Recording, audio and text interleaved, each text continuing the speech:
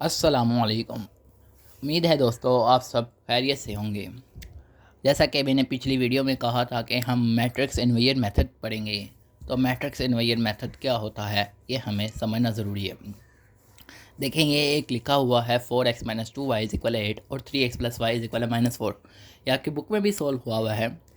इसको अब हमने सबसे पहले इस तरह लिखना है, यानी 4 को इस तरह, 3 को 3 पर, और इसी तरह -2 और 1 y है, इसको हम y के साथ, अब अगर कुछ नहीं है तो इसके साथ समझो 1 है तो यहाँ पर हम 1 लिखेंगे।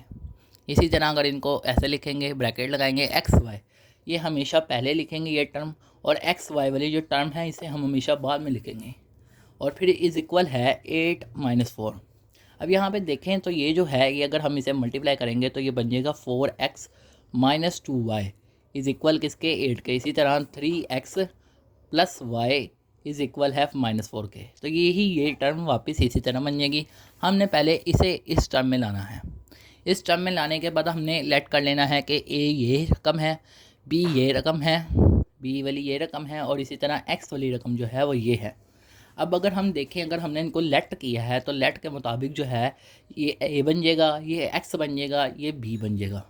तो अब यहाँ पर एक बहुत ही इंपॉर्टेंट चीज़ है कि ए एक्स, अगर पहले ए लिखा हुआ है, क्योंकि जैसा कि ये कम्यूटेटिव नहीं है, तो अब हमें यहाँ पे एक मसला आता है कि हमने बी को से पहले ए इन्वर्स लिखना है या बी के बाद लिखना है। तो इसके लिए बहुत ही ईजी असूल है। अब यहाँ पे देखें, ए जो है वो एक्स के इस तरफ लिखा हुआ है या इस तरफ लिखा हुआ है। अब एक्स के इस तरफ ए लिखा हुआ है तो ए एक्स से पीछे लिखा हुआ है। इसी तरह हम ए इन्वर्स को भी फिर ए से पीछे लिखेंगे, यानी इस तरह। इसी तरह अगर हमने इससे पीछे लिखा है तो हम बी के पीछे ही ए इन्वर्स लिखेंगे। तो अब ये ए इन्वर्स और ए, ये दोनों एक ही क्वांटिटी हैं, लेकिन एक में इन्वर्स है, एक में सिंपल है। तो ये आइडेंटिटी आ जाएगा। और एक्स और आइडेंटिटी को जब भी किसी मैट्रिक्स से मल्टीप्लाई करें तो वो वही आ जाता है। जैसा कि अगर हम 1 को 2 से करें तो 2 आ जाता है, 1 को 3 से करें तो 3 आ जाता है। इसी तरह आइडेंटिटी मैट्रिक्स को हम एक्स से मल्टीप्लाई करेंगे, एक्स मैट्रिक्स से, तो एक्स आ जाएगा। तो अब ये ए इन्वर्स बी रहेगा, इसी तरह ए इन्वर्स बी रहेगा। तो ये वाले तरीके से हमने इसको सोल्व करना हो तो ये मैट्रिक्स इन्वर्जन मेथड होता है। अब हमें सबसे पहले ए इन्वर्स निकालना है। अब जैसा कि मैंने पहले भी बताया है कि कभी भी इन्वर्स निकालना हो तो सबसे पहले उसका डिटर्मिनेंट निकालना है कि आया वो 0 तो नहीं। तो हमने इसका डिटर्मिनेंट निकाला और ये आ गया 10। तो ये नॉट इक्वल टू 0 तो नॉन सिंगुलर, तो इसका इन्वर्स जो है वो पॉसिबल है। एडजॉइंट ए निकालना है तो हमने इसी तरह लिख रहे हैं एडजॉइंट ए इज इक्वल है एडजॉइंट, फिर इस तरह जो ए की वो है मैट्रिक्स है वो लिख देंगे। अब यहाँ पर देखें ना तो ये 4 जो है यहाँ पे 1 आ जाएगा और 1 की जगह 4 आ जाएगा, और इसी तरह इनके साइन चेंज होंगे, यानी इस तरह। ये देखें 1 आ गया, यहाँ पे 4 आ गया, यहाँ पे +2 आ गया, यहाँ पे -3 आएगा। और अब देखें तो यहाँ पर अब ए इन्वर्स का जो फार्मूला था वो यही था, 1 over A determinant multiply adjoint A. तो 1 आवर ए डिटर्मिनेंट की जगह 10 आ गया और एडजॉइंट ए आ गया, जो कि एडजॉइंट ए ये था, ठीक है, ये आ गया। उसके बाद हमने निकालना है एक्स इज इक्वल है ए इन्वर्स बी, क्योंकि उसने हमें कहा है कि एक्स और वाई की वैल्यू निकालनी है। तो ए इन्वर्स की जगह ये पूरी रकम लिख दी, इसी तरह बी की जगह 8 - 4 लिख दिया।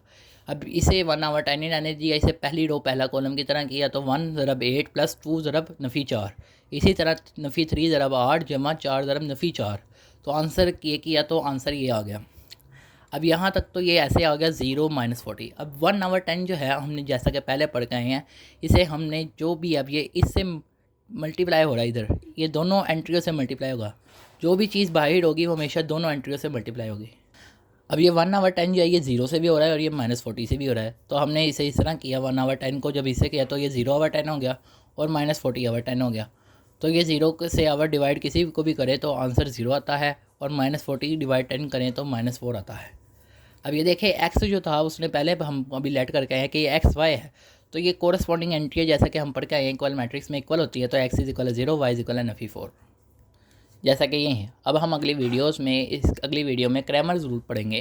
उम्मीद है कि दोस्तों आप सबको मैट्रिक्स इन्वर्जन मेथड समझ आ गया होगा। अगर आपको इसमें कोई चीज़ समझ नहीं आई तो आप कमेंट सेक्शन में कह सकते हैं, मैं आपको इंशाल्लाह इसका जवाब ज़रूर दूँगा। अगर आपको ये वीडियो पसंद आई है तो इस वीडियो को लाइक करें और चैनल को सब्सक्राइब करें, और अपने दोस्तों के साथ इस वीडियोस को आगे से आगे शेयर करें। शुक्रिया।